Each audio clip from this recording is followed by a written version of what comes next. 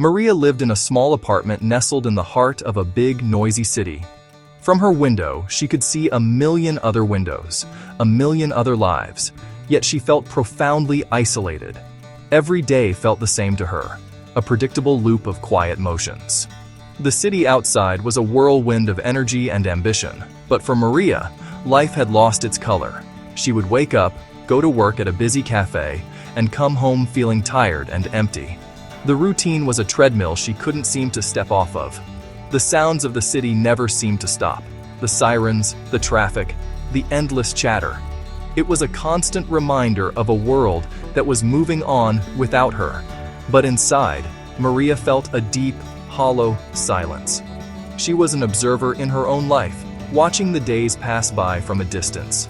She had friends and family who loved her, but a feeling of being alone was always with her.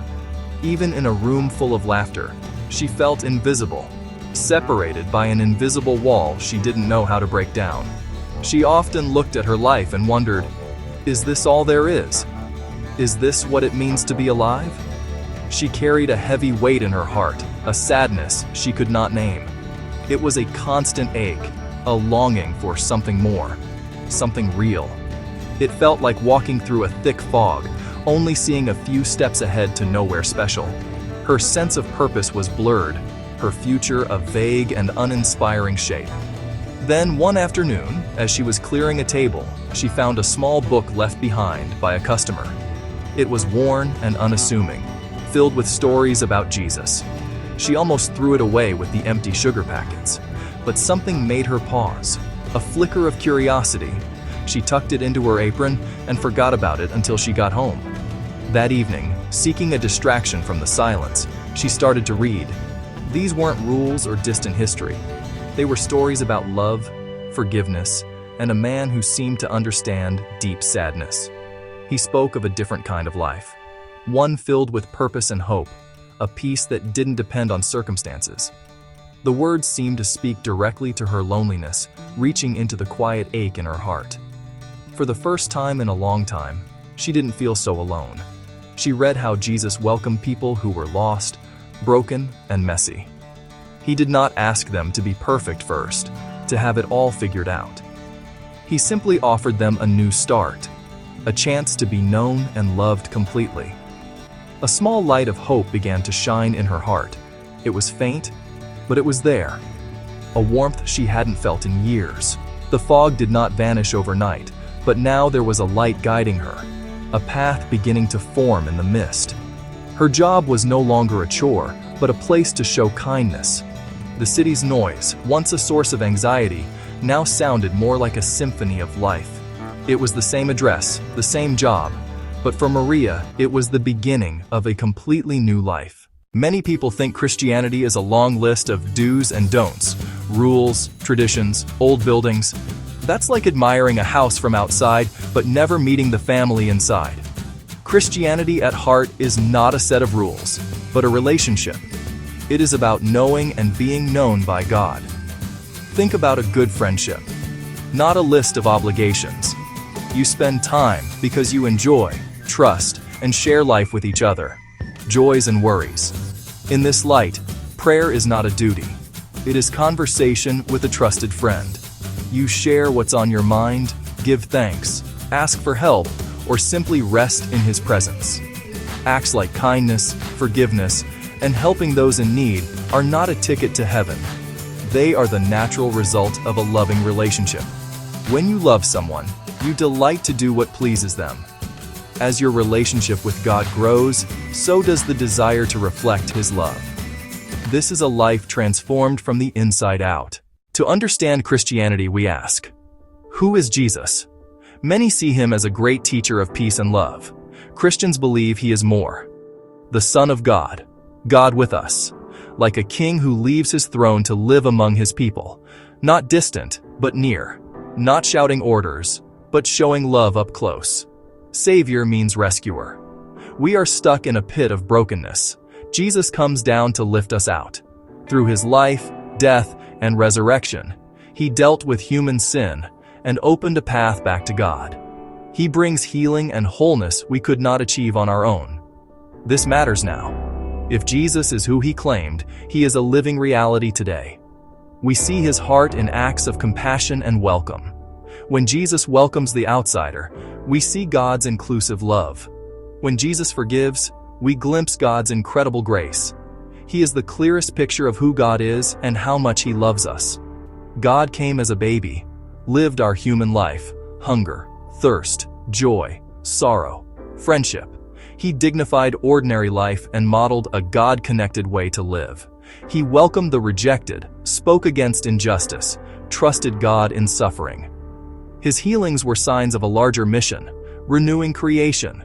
Through his Spirit, followers today join his work, bringing glimpses of God's kingdom. His life gives our lives a mission. Something is deeply wrong with the world, and with us. We see it in war, injustice, and cruelty.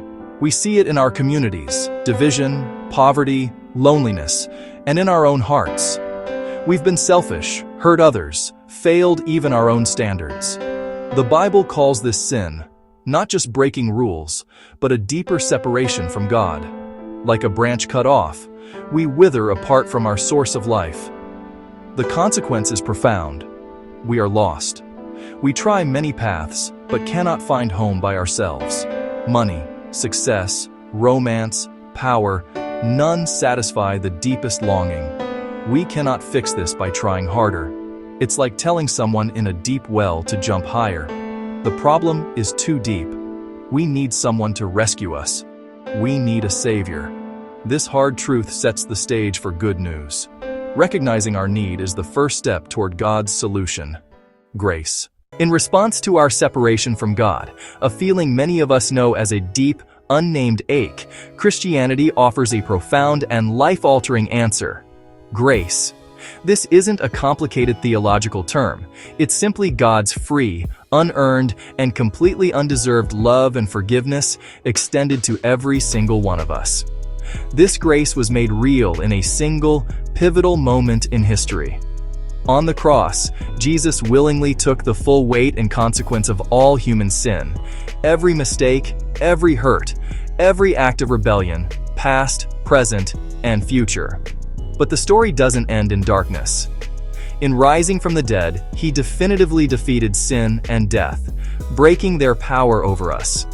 This act of resurrection opened a way back to God, a path that had been closed. The cross is not a symbol of defeat. It is the ultimate demonstration of love and the greatest rescue mission ever undertaken. It is God reaching across the divide we created, not with judgment, but with open arms.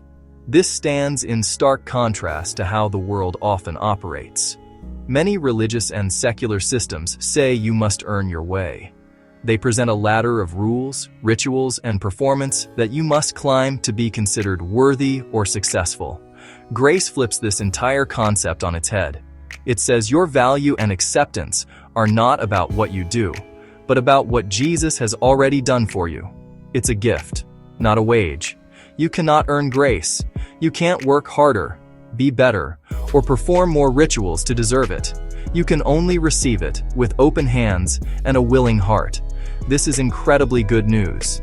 It means our relationship with God does not depend on our fluctuating goodness or our ability to be perfect, which is a standard none of us can meet. It depends on his constant, unwavering love. Faith, then, is simply trusting him. It's the act of resting your entire life, your past, your future, and your hope for salvation on his finished work on the cross. When you do, you are completely forgiven, made right with God, and given a brand new identity as his beloved child. This isn't just a title. It's a reality that changes everything. Imagine two builders. Builder 1 tries to construct a life on his own. He does it alone, using weak materials, his own efforts and flawed plans. Sometimes his work looks straight, but often it's crooked and unstable. He constantly strives, compares his progress to others, and lives with a nagging fear of collapse. This is a life based on works, a life of anxiety and exhaustion. Now consider Builder 2. He is approached by a master builder who says, "Stop striving. Look here. I have already laid a perfect foundation and raised a flawless frame for you." It is perfect, strong, and beautiful. Your place in it is secure. Now, come live in it with me. We will finish the rooms together, side by side.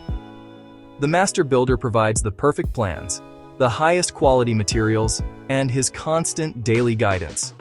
He is there for every question and every challenge. The second builder's confidence rests not in himself, but entirely in the master's work. Joy replaces fear, and partnership replaces lonely striving. When the inevitable storms of life come, sickness, loss, doubt, the house holds firm, because its foundation is not built on shifting sand, but on solid rock. This is life by grace. Jesus is the master builder.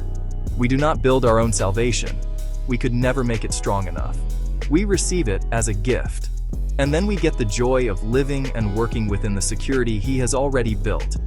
Our good works are no longer frantic attempts to earn a place, but become gratitude-powered renovations inside a house that is already secure and will stand forever. Grace builds what we cannot, securing our foundation in God's love, and then invites us to flourish within the beautiful, unshakable structure He has made for us. Consider Kenji. He was brilliant but deeply anxious, crushed by the immense pressure to succeed that defined his world. Every grade, every exam felt like a verdict on his entire worth. He noticed something different in a group of Christians on campus. Their hope wasn't tied to performance or external validation. They possessed a quiet confidence that he couldn't understand, but desperately wanted. In conversations with them, he learned why. They believed Jesus' resurrection secured a future that no grade could ever give, and no failure could ever take away. It was a hope anchored in God's unshakable promise, not his own fragile efforts. As he began to trust in Jesus, the crushing weight on his shoulders started to lift. The constant gnawing dread was slowly replaced by a steady, resilient hope. He still worked hard, but now his work flowed from a place of gratitude for God's grace, not a desperate fear of failure. His identity was secure, or Aisha. She carried a heavy burden of guilt from past choices that had deeply hurt her family. The shame was a constant companion, whispering that she was beyond repair. Then, a friend shared the heart of the Christian message with her, that, on the cross, Jesus took all our sin and shame upon himself, and because of this, God offers complete and total forgiveness to anyone who asks. It wasn't just a pardon for her mistakes, it was the promise that her sins were removed, cast away as far as the east is from the west, remembered no more by God. In the quiet of her room, she prayed, confessing her pain and accepting this incredible gift. It felt as though a heavy chain she didn't even realize was binding her seemed to unlock and drop away. Healing the broken trust with her family took time, but this profound experience of God's forgiveness reframed her entire identity and became the foundation for restoring those precious relationships. And David. By all outward measures, he had it all: a successful career, a beautiful home. But inside, he felt a hollow purposelessness, like he was running on a treadmill, going nowhere meaningful. Invited by a colleague, he started serving with a church charity. There, among people dedicated to helping others, he saw authentic joy and a powerful sense of mission in action. He began to understand that his life wasn't just a random series of events, but could be part of a much bigger story, God's grand story of redeeming and restoring the world. His work, once a source of emptiness, became a mission field. He found new ways to be more just, generous, and meaningful in his profession, seeing it as a way to serve God and others. True, lasting purpose blossomed when he started living for someone bigger than himself. Like Maria, Kenji, Aisha, and David, millions have discovered that this is not just an ancient tale. Jesus is alive and actively changes lives today. He offers unshakable hope in the face of anxiety, complete forgiveness for our deepest guilt, and a profound purpose when you feel adrift and lost. Ultimately, Christianity is an invitation. It's a call to move from striving in your own limited strength to living and resting in God's limitless grace. The Master Builder has already done all the hard work. Through his perfect life, sacrificial death, and glorious resurrection, he built the bridge back to God. Now, He stands at the door of your heart and invites you in, exactly as you are. The journey doesn't start with getting your life in order. It starts with a simple act of trust. It is turning to God and saying, in your own words, I need help. I can't do this alone. I believe what you have done for me in Jesus. Today, I receive your free gift of grace and forgiveness. This simple prayer begins the greatest adventure imaginable, a life of knowing God personally, of experiencing deep healing, continual growth, and lasting transformation in relationship with Him. This is the good news for everyone, everywhere. Real hope for the hopeless, true healing for the broken, and eternal purpose for the lost. God's love is a gift, not a reward to be earned. Jesus offers a completely new start to anyone and everyone who asks. You are invited to begin that journey today. Grace is the door. Jesus is the way.